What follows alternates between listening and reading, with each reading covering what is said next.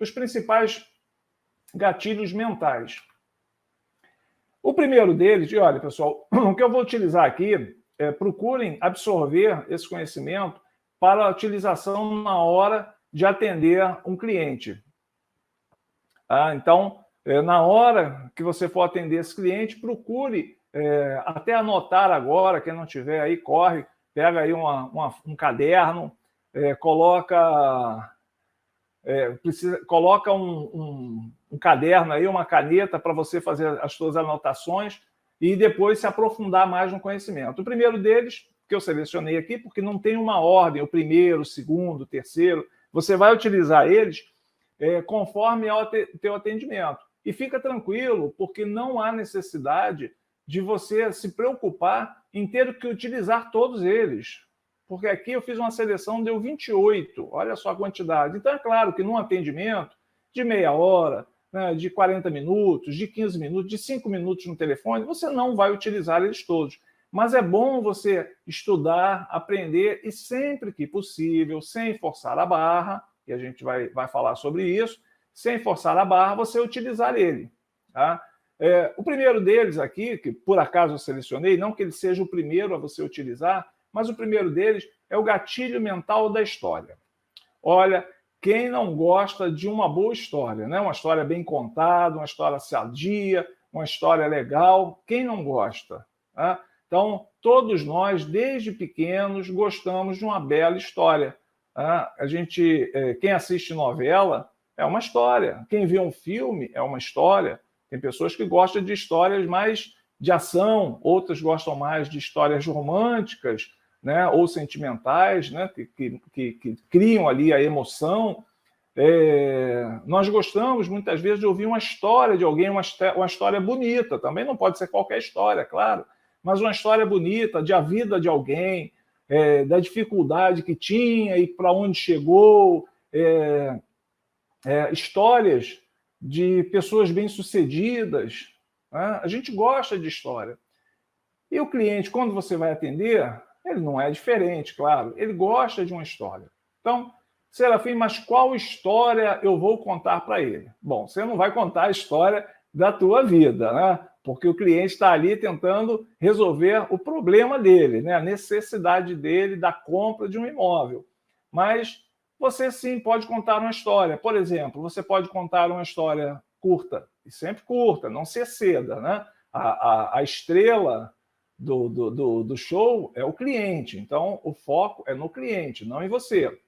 Mas você, por exemplo, pode contar uma história curta que você saiba do bairro, da região, uma história bacana, né? A gente tem bairros no Rio de Janeiro, falando aqui do Rio de Janeiro, né? Acredito que quem estiver em outro estado, em outra cidade também, vai ter histórias para contar da sua própria cidade, do bairro.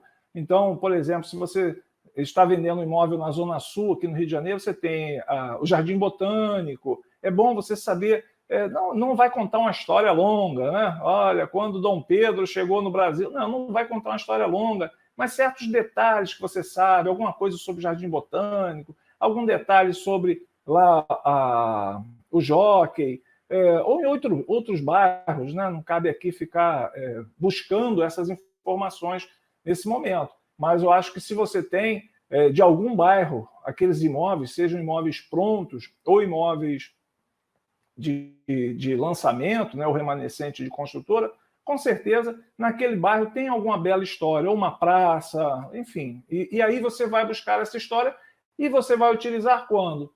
Quando couber. Você não pode forçar uma barra com os gatilhos mentais. Tem uns que sim, você pode usar ele no momento certo. Tem outros que você espera a oportunidade. Mas o que é interessante? Você conhecer a história da região, ter uma bela e curta história para contar.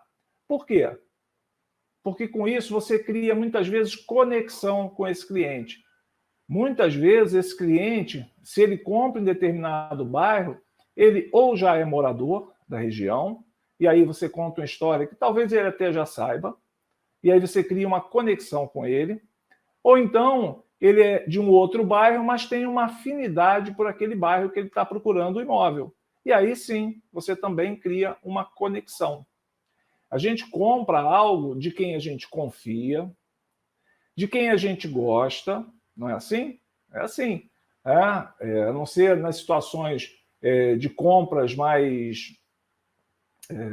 menos importantes, né? Ou de compras com menor valor agregado, né? Você compra alguma coisa pela internet, um par de meias, ou um tênis, seja lá o que for, ou um bichinho de pelúcia você compra, você não precisa ter ali uma afinidade com o vendedor. Nem o vendedor, muitas vezes, não consegue ter uma afinidade com você.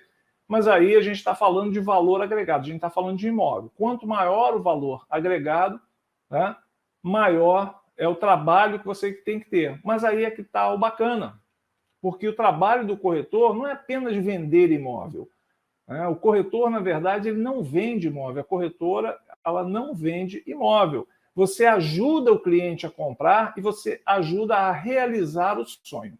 Se você colocar na tua cabeça que você não vende imóvel, mas você ajuda os teus clientes, os clientes que chegam até você, a realizar o sonho deles, o sonho da família deles, pode contar que a tua percepção nos teus atendimentos, o teu modo de atender vai ser diferente. O cliente percebe quando ele é enxergado como um cheque ao portador, como um cartão de crédito, como um cheque, como um maço de notas. Ele enxerga. A gente percebe isso. Você vai numa loja de um shopping comprar uma camisa, você vai numa loja de um shopping comprar um sapato, e você percebe quando o vendedor ele está interessado em te ajudar a comprar, né, te ajudar a resolver aquela situação, ou quando ele está interessado em ajudar ele a bater a meta, a ele aumentar o comissionamento dele. É nítido. Quem trabalha com vendas, vocês que trabalham com vendas, a gente sabe disso. Né?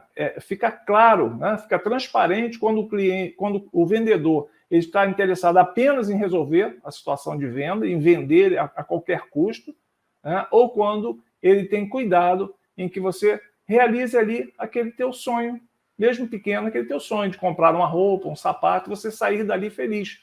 Né? Quem compra algo ou está realizando um desejo ou está resolvendo um problema. Né? Eu já falei isso aqui. Quem compra algo ou está realizando um desejo, satisfazendo um desejo, ou está resolvendo um problema.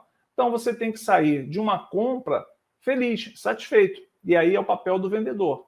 Quando a gente fala de imóvel, aí a gente vai num nível acima, que é o nível do corretor. Então, utilize, leia sobre gatilho mental da história, tenha já algumas pequenas histórias em determinados bairros que você trabalhe, para você poder, no momento oportuno, se couber, você utilizar, né? Mas você já tem isso já antenado para utilizar, certo? E você precisa ter isso em mente. Né? Como eu sempre falo, que o corretor ele precisa ser especialista, não pode ser generalista. O corretor ele precisa ser especialista, não pode ser generalista. Quanto mais você for específico, e a gente vai falar aqui num desses gatilhos, mais chance você tem de ter resultado.